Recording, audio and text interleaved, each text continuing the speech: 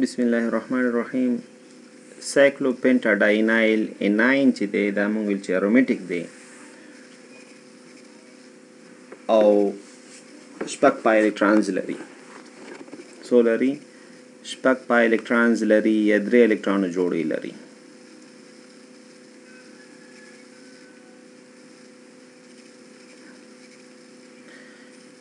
درې الکترون جوړې لري او اوله کرایټیریا دواړه کرایټیریا چې دی هغه موږ سره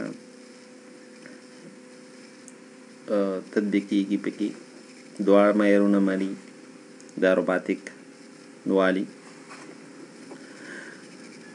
او دا که موږ دغه منفي چارجونه چې کوم سايکلو پينټا ډاينايل انيون باندې دی دا زه شفټ کما دلته او دا ډبل باند چې دا به شپ شي دلته، نو ما سره منفي چارج چې دی منفي چارج لکه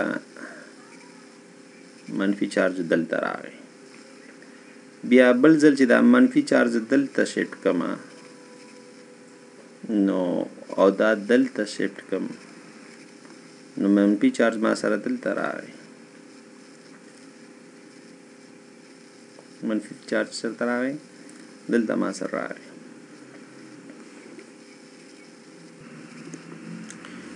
بیا که زه دا منفي چارج دلته انتقال کما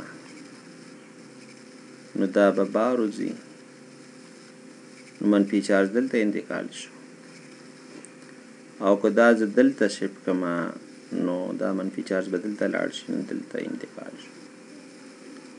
نو ما سره څو جوړښتونه دي د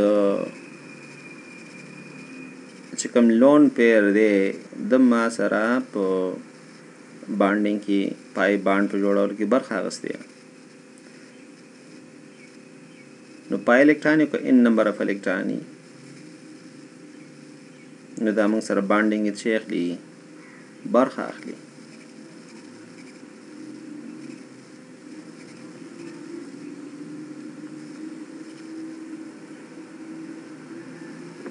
نو د دې وجه نه موږ په دې سټرکچر باندې سايکلو پينټا ډاينايل چې خو انيون موږ خو او د ګوره هر یو کاربن کې موږ قسمن منفي نه دا دوی باندې قسمن منفي یو چارج دی په ټولو 15 کاربنونو باندې ویشل شوی دی. نه دی ريزونانس هایلی سټیبل دی.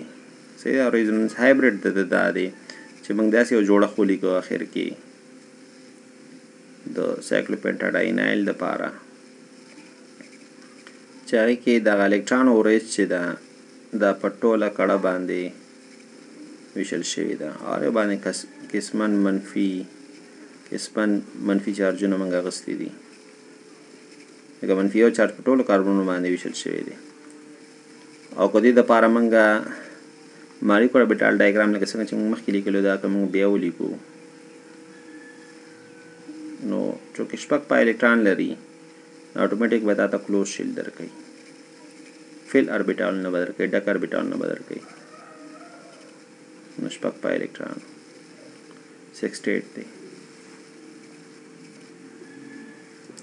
او بل خبره دا چې کله موږ ريزونانس کنټریبیوټر استعمالو سرحدي پرونه موږ او باسو یوازې الکترون چې د لکانو انتقاليږي او نور شیان چې د هستي چې دا نه انتقاليږي. بل پر ريزونانس هایبرید شکل کې ټول کاربنونه چې دا یو شان دي سیدا ټول کاربن باندې منفي او چارج یو ځل راغی کنه نو اصل کې دا منفي او چارج چې دی لکانو 15 کاربنونه دي او 15 کاربنو باندې منفي او چارج راغی نو ار یو کاربن باندې د منفي او چارج 15مه برخه راغله. نو یو چې مثلا دا تقسیم کړي نو 0.2 نو هر یو کاربن باندې 0.2 منفي چارج دی. ویری ویری ګډ یعنی موږ منفي یو چارج نه خبر راغله 0.2 ته څه تقریبا 40% شو. نو موږ سره چې مخکې 100% په یو کاربن باندې منفي یو چارج اچي او 100% چې دیتا کم کړی دی 100% نه 100% ته راغلی